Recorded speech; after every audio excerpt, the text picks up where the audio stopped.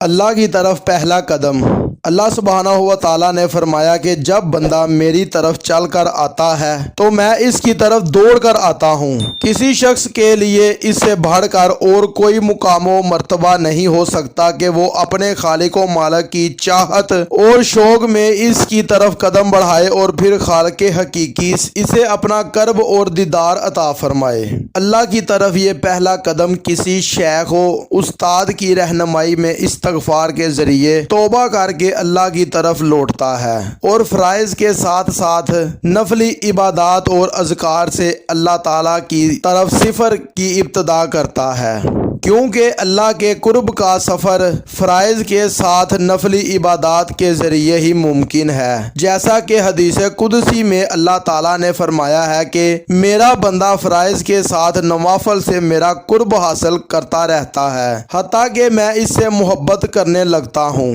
یعنی اللہ کے ذکر سے بندہ اللہ کا محبوب بن جاتا ہے اور پھر اللہ اسے اپنی معرفت کے بعد قرب اور دیدار کا شرف عطا فرماتا ہے، اور اللہ سے ملاقات کی اسی عظیم نعمت کا اللہ نے اپنے محبوب بندوں سے وعدہ کیا ہے، جیسا کہ نبی کریم صلی اللہ علیہ وآلہ وسلم نے فرمایا کہ جب بندے کو اللہ سے ملنے کی چاہت ہوتی ہے تو اللہ کو بھی اس سے ملنے کی چاہت ہوتی ہے، لہذا اللہ کی طرف ایک قدم بڑھانے سے وہ ہدایت کے راستے کھول کر اپنے مقرب بندوں کی رہنمائی عطا فرما دیتا ہے اور اپنے محبوب اور انعام یافتہ بندوں کی صحبت میں شامل کر کے اپنے قرب اور دیدار کا فضل فرماتا ہے۔ انسان کی تخلیق اور زندگی کا بنیادی مقصد اللہ سبحانہ و تعالیٰ کی عبادت کرنا ہے، جیسا کہ اللہ سبحانہ و تعالیٰ نے ارشاد فرمایا، میں نے جنوں اور انسانوں کو صرف اپنی عبادت کے لیے تخلیق کیا۔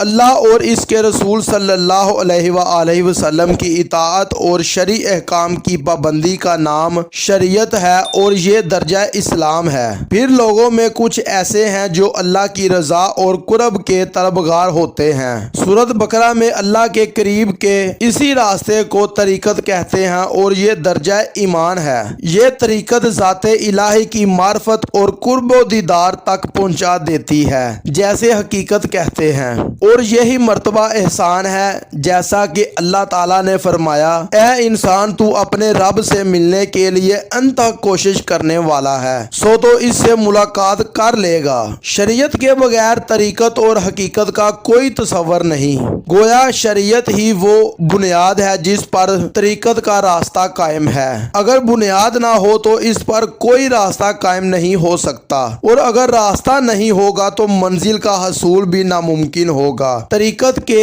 اس راہ پر بھٹکنے سے بچنے کے لیے ایک رہنما ضروری ہے جس کو شیخ طریقت کہتے ہیں، لہذا اللہ کی طرف سفر کی بنیاد شریعت ہے، اس کا راستہ طریقت ہے اور اس کی منزل حقیقت ہے۔ ہم لوگوں کو چاہیے کہ صرف اللہ تعالیٰ کی عبادت کرے اور نبی کریم صلی اللہ علیہ وآلہ وسلم کے بتائے ہوئے طریقے پر عمل کر کے اللہ سبحانہ و تعالیٰ کے دربار میں حاضری کریں اور اللہ تبارک و تعالیٰ سے اپنے گناہوں کی معافی مانگے اور اپنے دل ہی دل میں اللہ سبحانہ و تعالیٰ کی محبت چاہت پیدا کریں، جس سے ہمارے زندگی کے روزے شب